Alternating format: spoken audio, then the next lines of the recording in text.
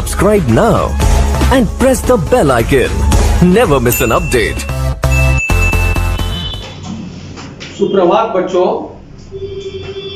कल मैंने आपको पाठ 2 का 3 प्रश्न उत्तर करवाया और आज मैं आपको 4 और 5 2 प्रश्न जो रह गए थे उनका उत्तर मैंने लिखाया है बोर्ड पर।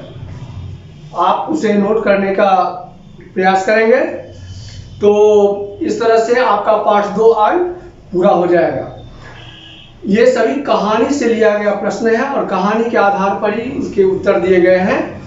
तो 1 से 5 तक प्रश्न थे इसमें, जिसमें 3 का मैंने पहले करा दिया और 4-5 आज करा रहा हूँ। प्रश्न 4 इस तरह से है कि बदलू के मन में ऐसी कौन सी व्यथा थी जो लेखक से छिपी न रह सकी।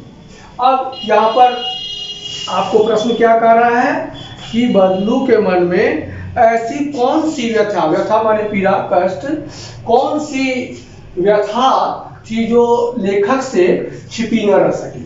तो इसका उत्तर मैंने दिया है, बदलू चूड़ी बनाने वाला एक कुशल कारीगर था। क्या काम करता था वो? चूड़ी बनाने का काम करता था। उसकी बनाई लाख की चूड़ियां गांव की सभी औरतें पहनती थी। यानी उनके द्वारा जो बनाई गई लाख की चूड़ियां थी वह क्या होता था? औरतों के द्वारा पहनी जाती थी। इस तरह से पहनी जाती थी। उस समय यदि वह गांव की किसी औरत को कांच की चूड़ियां पहने देखता तो मन ही मन कूदता और 2-4 बातें भी सुना देता। यानी क्या? वह जब भी किसी महिलाओं के हाथ पर गांव घर में कांच की चूड़ियां देखता तो वह इससे उसको बहुत चिढ़ होता था। यानी क्या? मन ही मन वह कूदता रहता था।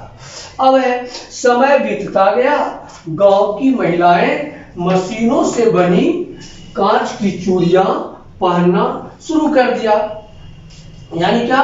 वह जैसे जैसे समय बीतता गया वह गांव में रहने वाली जो महिलाएं थी वह कांच की चूड़ियां पहनना शुरू कर दी। शादी के समय जिस कांच की चूड़ियां शादी के समय जिस सुहाग के जोड़े को वह मुंहमांगी कीमत लिया करता था उसे भी लोग शहर से लाने लग गए। वह अपने आप विवश था, वह कर भी क्या सकता था। इस तरह उनकी यह व्यथा लेखक से छिपी न रह सकी। यानी क्या? कोई अगर शहर से ही चूड़ियां मंगवा लेता तो वो बदलू कर क्या सकता था, वह मन ही मन उड़ता रहता। तो इस तरह की जो व्यथा थी वह लेखक से छिपी नहीं रह सकी और वह समझ गए, वह भाप लिए कि बदलू के मन में कौन सा कष्ट है, किस तरह का कष्ट है।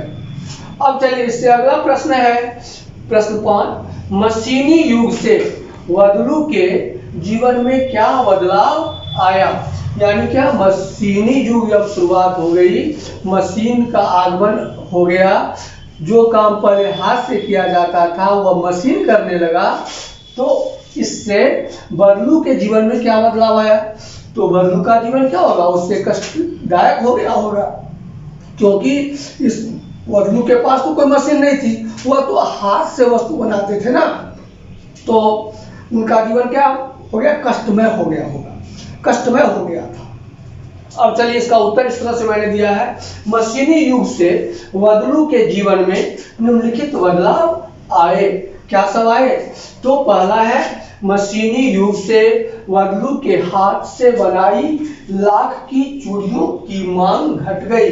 यानी कि अब लोग लाख की चूड़ियां नहीं मंगवाते थे।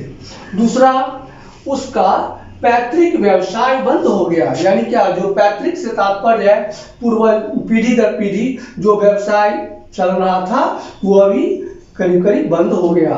उसके बाद उसका आय समाप्त हो गया। अब जब कभी भी किसी व्यक्ति का आय समाप्त हो जाए तो क्या हाल होता है वो तो आप समझ सकते हैं। तो बदलू का भी आय समाप्त हो गया। और उसके बाद है, अपने व्यवसाय की उपेक्षा होते देखकर वह लाचार, अशक्त और कुंठित हो गया था। यानी वह कुछ बोल नहीं सकता था। उनकी लाचारी लेखक से छिपी न रह सकी। इस तरह से लेखक सब भांप गए कि बदलू का क्या हाल है, बदलू किस पीड़ा से अपने आप को कुंठित हो गया है, उसकी भावनाएं कुंठित हो गई है, वह किसी से व्यक्त नहीं कर सकता है, वह उस पीड़ा को मन में ही दबा कर रखे हुआ है। ये लेकिन लेखक इस सारी बातों को समझ गए, भांप गए कि बदलू के मन में कौन सा कष्ट है, किस तरह का कष्ट है, किस तरह का जीवन उसका अब बीत रहा है। इन सारी बातों से लेखक तुरंत ही परिचित हो गए।